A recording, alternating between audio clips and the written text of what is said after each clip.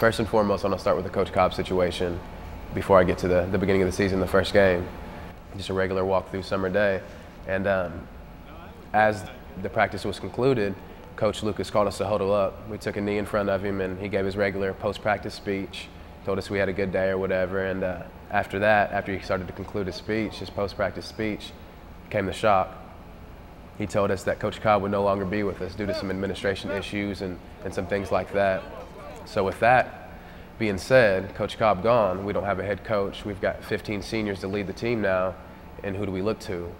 Everybody knew the answer to that. It was Coach Lucas. So Coach Lucas took the reins, and we just rolled with it. But I think with him being gone, it gave us inspiration.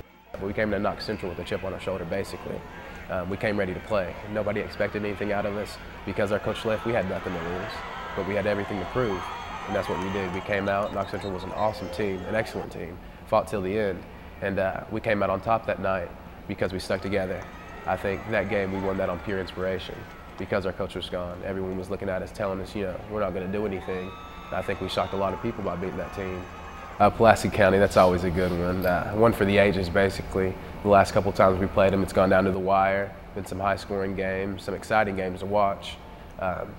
If you could name one, or if you could describe one crosstown rivalry game that would be the most exciting thing you could think of, it would be the game that we played Pulaski County in the second game of the season. Came down to the last play.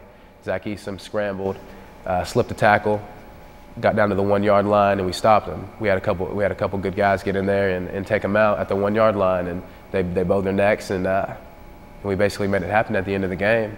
And that was one of the highlights of my season, is beating Pulaski County. Here's the snap to Eastham. He's rolling left. Nobody there. He's got to come back right. He's looking for anybody in the end zone. Nothing there. Nothing there. Eastham keeps it. He's taken out of bounds. And Somerset has won this ball game. Somerset has won the game. It's now playoffs, and we were in prime position. We were in prime position to do what we wanted to do, which was to succeed and be on the road to win a state championship. And McGoffin County, I believe they had statistically the best running back in Class 3A state, and I can't remember his name, but he averaged close to 200 yards a game, and we had the #1 rush defense in Class 3A state. So it was going to make for a good game no matter what. We came to that game saying we're going to hold them to 0 yards. We're gonna hold the best rusher in Class 3A state to the most minimal yards possible, and that's what we did. Now, when you think of Breathitt County, you think of Channing Fugit. That's the first thing that comes to mind. Big back. Channing Fugit, being a bigger kid, we had to. I know as a defensive back, we had to tackle with tackling drills. We usually go against each other, but in this specific week, in this particular week of drill work, we went against a lineman. We had to tackle the lineman, and that definitely wasn't easy. That simulating Channing Fugit. We ended up beating Breathitt County. We were victorious that game. It was a great game. Channing Fugit, like I said, had a good game. He's always going to have a good game, but we did what we had to do to keep him from having good a game enough to beat us. We came out victorious after that game, and we were on our way, one game closer to the state championship. We've achieved what we set out to achieve, and we've made it. We're in the semi-state game of Class 3A football. We win this game, we're in state. So I think with knowing that we were almost there and it was in our grasp, we gave it all we had, like we had been all year, especially more so in the semi-state game because we were only 1 game away. We could smell it. We could smell it, and we were excited, and that we were going to have it. By any means, we weren't going to lose that game. What can I say? All roads led to the state championship for us. Who would have thought that at the beginning of a season where a team who no one expected anything to do anyways, a team who just lost their head football coach and who everybody was trying to tear us down from outside in, who would have thought that we would have ended up in the state or the Class 3A state championship? Not a soul besides us. And that's where we were. We were preparing to play the actual state championship game, and that week of practice, it was kind of surreal. But I knew that, and we all knew that, no matter what, whether win, lose, or draw, this was going to be our last time playing together. This is our last week preparing together. Our brothers, this is our last time being together. We're playing the last game in the state. We're one of the last teams playing, and that's as far as we could go. So you have to have a feeling of satisfaction with that. You've made it, you know, you're at the last game. And but we weren't satisfied. We wanted to work, and we were hungry.